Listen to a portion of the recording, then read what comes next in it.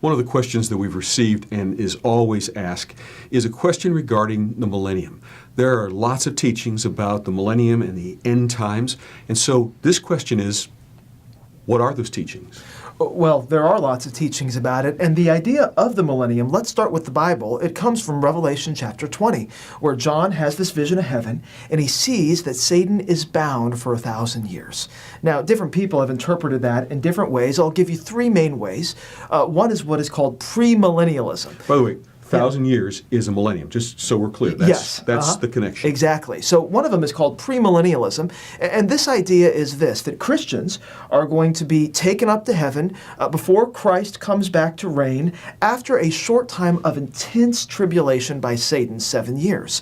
Another view is called postmillennialism, which basically says that everything in the world is going to get better and better and better until things turn out perfect and Christ returns.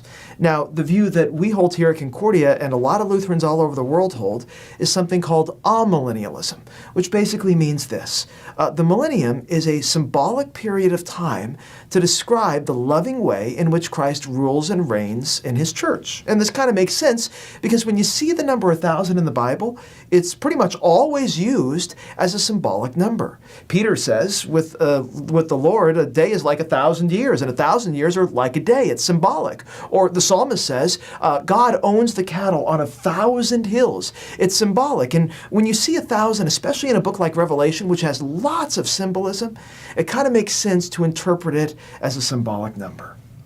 You know, the thought is that when it comes to the idea of the millennium, there are many different teachings, and it's easy to get caught up in. The teachings are compelling. The people who write about them have all kinds of arguments and basis for what they say and what they believe. But here's the foundation.